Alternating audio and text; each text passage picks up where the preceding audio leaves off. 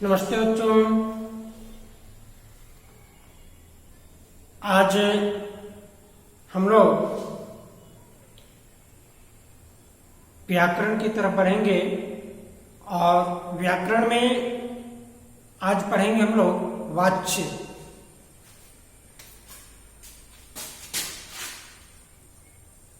वाच्य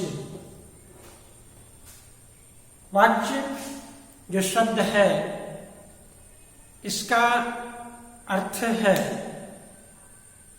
कहने का विषय।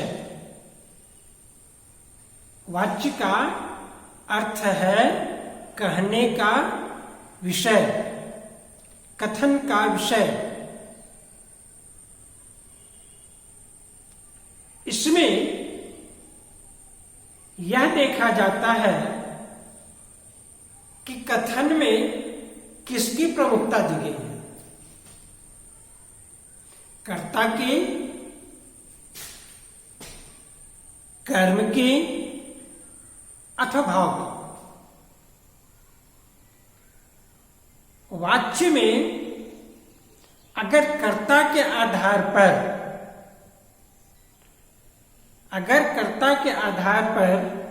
वाक्य के लिंग, वचन, कारक ये अगर निर्धारित करता हो तो ऐसी स्थिति में वो कर्तृवाच्य होगा। अगर वाक्य में कर्म के आधार पर उसके लिंग, वचन, कारक निर्भर करता हो तो वो कर्मवाच्य होगा। और जब वाक्य में न कर्ता प्रधान हो न कर्म प्रधान हो बल्कि क्रिया अथवा उसके भाव की प्रधानता हो तो भाववाच्य होगा। आइए विशद रूप से हम लोग चर्चा करें। तो वाच्य का अर्थ है कहने का विषय। वाच्य का अर्थ है कहने का विषय। इसमें हम ये देखते हैं कि हम अपने कथन में प्रमुखता किसे देते हैं। अपने कथन में हम प्रमुखता किसे दे रहे हैं, सब्जेक्ट को, ऑब्जेक्ट को या फिर भाव को। तो अगर इस दृष्टिकोण से देखते हैं तो वाच्य के दो भेद हैं। वाच्य के दो भेद, कर्तृवाच्य और कर्तृवाच्य।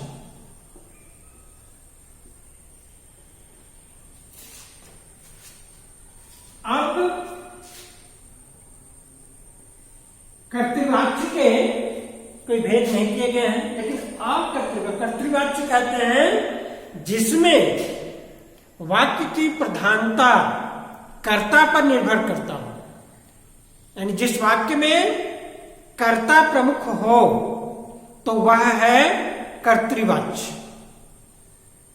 ठीक है। जैसे राम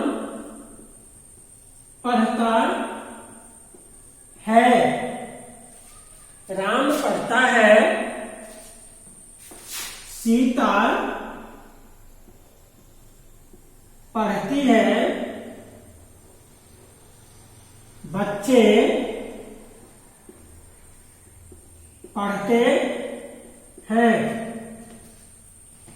यहां पर देखिए, राम पढ़ता है क्यों हुआ? राम पढ़ता है में पढ़ता है क्यों हुआ, पढ़ती है क्यों नहीं हुआ? इसलिए नहीं हुआ क्योंकि राम जो है वो करता है, सब्जेक्ट है। राम क्या है? करता है। और करता क्या है? तो पुल्लिंग है। करता क्या है? पुल्लिंग है। इसलिए उसकी क्रिया जो बनी वो पुल्लिंग बनी। क्योंकि कर्ता पुल्लिंग है तो क्रिया भी पुल्लिंग। अगर कर्तृवाच्य की विशेषता है, अगर कर्ता पुल्लिंग है तो उसकी क्रिया भी पुल्लिंग होगी। उसके अगर कर्ता एक वचन है तो क्रिया भी एक वचन, कर्ता बहुवचन है तो क्रिया भी बहुवचन। यानी कर्ता के ऊपर निर्भर करता है उसकी क्रिया। ठीक है? तो यहां राम जो है वो करता है और कर्ता पुल्लिंग है, इसलिए पढ़ना क्रिया को पुल्लिंग रूप में प्रस्तुत किया गया है। पढ़ता है कहा गया। दूसरा, सीता पढ़ती है। सीता जो है, सीता वो भी करता है, सीता भी करता है। और सीता का लिंग क्या है?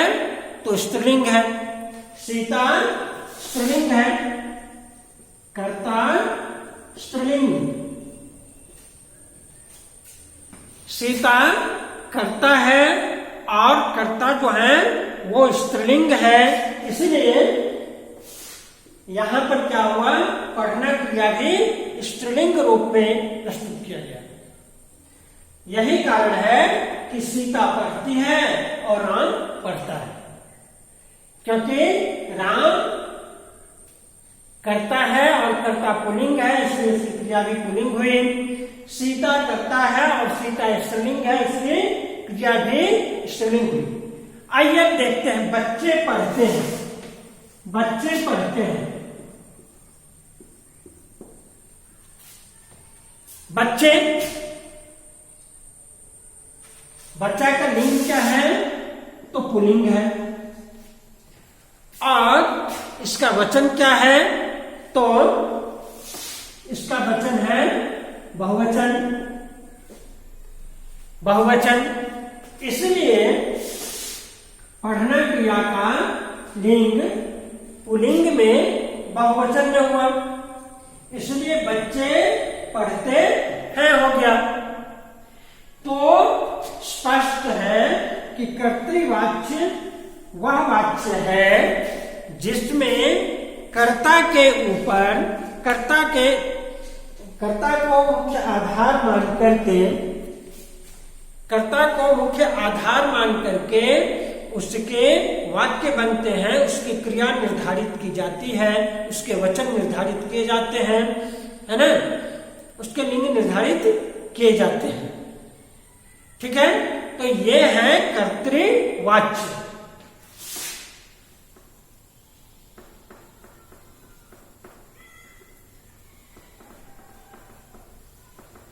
आइए बात करते हैं अकर्तृवाच्य की। अकर्तृवाच्य के दो भेद। अकर्तृवाच्य के दो भेद, वह है कर्मवाच्य और भाववाच्य।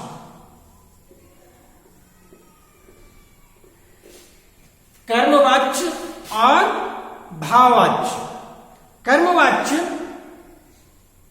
में वाक्य के जो लिंग, वाक्य के जो क्रिया है वाक्य की, वो भाव के आधार पर बनती है। उसके लिंग वचन वो कर्म के आधार पर वो बनते हैं। कर्म यानी ऑब्जेक्ट।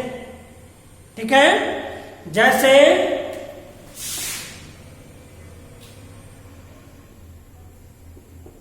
राम चिट्ठी लिखता है। इसमें देखिए क्रिया का फल जिस पर पड़ता है वह है कर्म। तो यहाँ पर प्रायः जो है हिंदी में सब्जेक्ट के बाद ऑब्जेक्ट आता है, क्रिया के बाद कर्म आते हैं, सॉरी ये कर्ता के बाद कर्म आता है। तो यहां पर देखिए राम जो हुआ वो कर्ता हुआ, चिट्ठी कर्म, और लिखता है वो क्रिया। राम चिट्ठी लिखता है, में राम करता है, चिट्ठी कर्म है और लिखता है वो क्रिया है। ठीक है। तो कर्मवाच्य में कर्मवाच्य कहते हैं जिसमें कर्म के आधार पर वाक्य का निर्माण किया जाता है, उसकी क्रिया निर्धारित की जाती है, तो वह है कर्मवाच्य। अब इसी को हमने यहां पर कर्म क्या है, चिट्ठी, तो इसको स्थान देंगे, पहले स्थान देंगे चिट्ठी राम के द्वारा लिखी जाती है।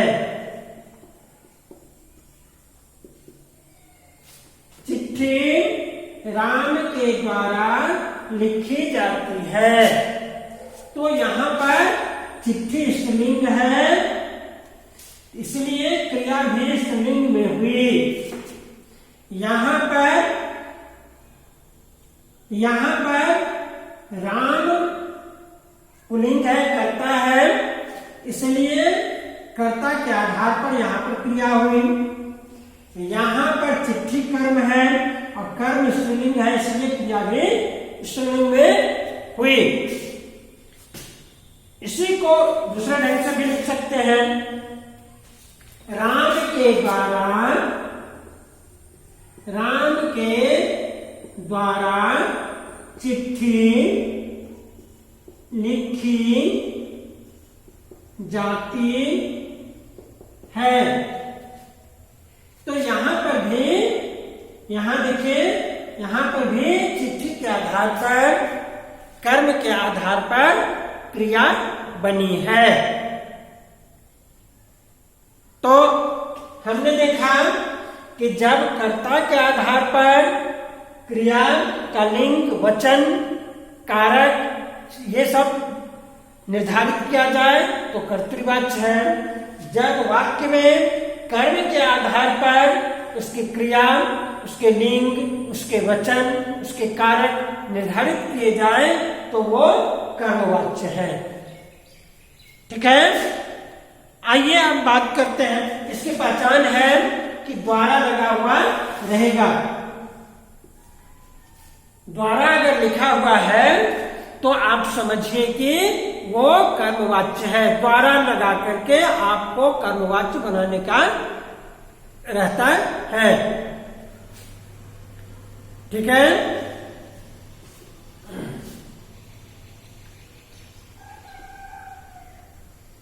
कर्ता के साथ द्वारा लगाइएगा, कर्म के साथ नहीं।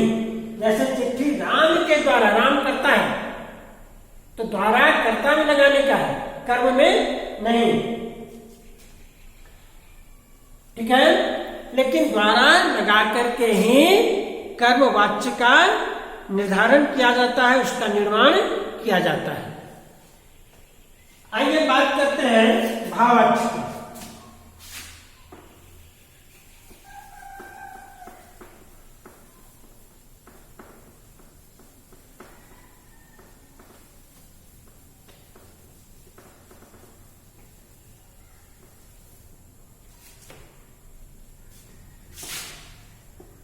भाववाच्य वाक्य में जब न कर्ता प्रधान हो न कर्म प्रधान हो, बल्कि एक तीसरी चीज की प्रधानता दी जाए तो वह है भाववाच्य। जब वाक्य में क्रिया की प्रधानता हो अथवा भाव की प्रधानता हो तो वहां पर भाववाच्य है। भाव समझ रहे ना, हृदय की दशा, हृदय की दशा वो भाव है। तो जब वाक्य में न कर्ता की प्रधानता और न कर्म की प्रधानता बल्कि क्रिया की प्रधानता अथवा उसके भाव की प्रधानता हो तो वो क्या है, भाव वाच्य कहलाता है। वह क्या कहलाता है, वह भाववाच्य कहलाता है। इसकी पहचान है, से लगा करके आप बनाएंगे और जाना क्रिया का रूप उसमें आप लिखेंगे। प्राय एक वचन में इसका निर्माण आप करेंगे। जैसे भाववाच्य में हुआ मुझसे चला नहीं जाता, मुझसे चला नहीं जाता। यह चलने क्रिया का भाव को बताने की कोशिश की गई है ना। तो यहां पर क्रिया की प्रधानता, चलना क्रिया की प्रधानता है, इसलिए क्या है, ये भाववाच्य है। और चलना क्रिया की तो प्रधानता बताई ही गई, साथ ही हृदय की भी एक अवस्था, एक दशा को बताया गया कि अब वो अशक्य है, चलने योग्य नहीं है। तो जहां पर भाव की प्रधानता हो अथवा क्रिया की प्रधानता हो तो ऐसे वाक्य भाववाच्य के वाक्य होंगे। मुझसे चला नहीं जाता, मुझसे खाया नहीं जाता। यहां पर देखिए, यह खाना क्रिया, यहां खाना क्रिया के विशेषता बताई गई। खाने क्रिया के भाव को व्यक्त किया गया कि भाई वो खाने में नहीं सक रहा है ना। तो यहां पर देखिए, ये एक वचन में, ये भी एक वचन में है ना। और से लगा, यहां पर भी से लगा। तो जब से लगे, भाववाचक निर्माण के लिए मैं बता रहा हूं कि इसमें से लगा करके जाना क्रिया का एक वचन रूप दे करके उसका निर्माण किया जाता है ना। ज्यादातर ये नेगेटिव में रहता है, लेकिन यह बिल्कुल सही नहीं है कि हमेशा नेगेटिव नहीं होता है, पॉजिटिव भी होता है। मुझसे चला जाता है,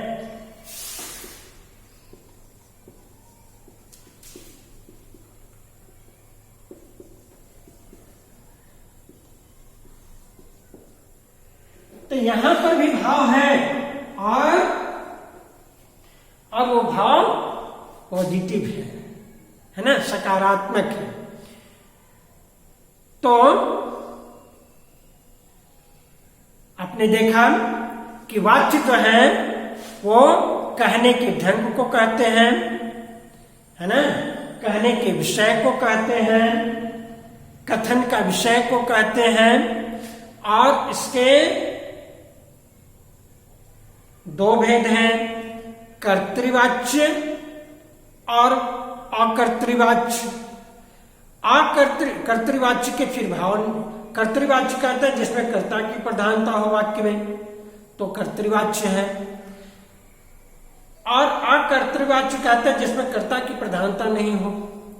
अकर्तृवाच्य के दो भेद, वो है कर्मवाच्य और भाववाच्य। कर्मवाच्य वह है जिसमें कर्म के आधार पर क्रिया के लिंग, वचन, कारक निर्धारित किए जाते हो। जैसे चिट्ठी राम के द्वारा लिखी गई, चिट्ठी कर्म है और चिट्ठी स्त्रीलिंग है, इसलिए राम पुल्लिंग होने के बावजूद भी क्रिया, वो उसकी क्रिया जो हुई वो कर्म के आधार पर हुई, है ना। उसके बाद भाववाच्य। भाववाच्य वह है जिसमें न कर्म प्रधान हो न कर्ता प्रधान हो, बल्कि क्रिया अथवा भाव की प्रधानता को दर्शाया जाता है, इसे भाववाच्य कहते हैं। इसमें हम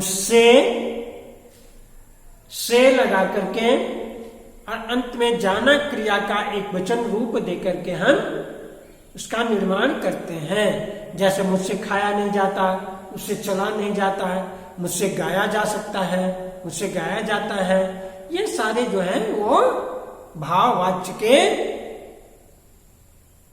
की पहचान है, उदाहरण है।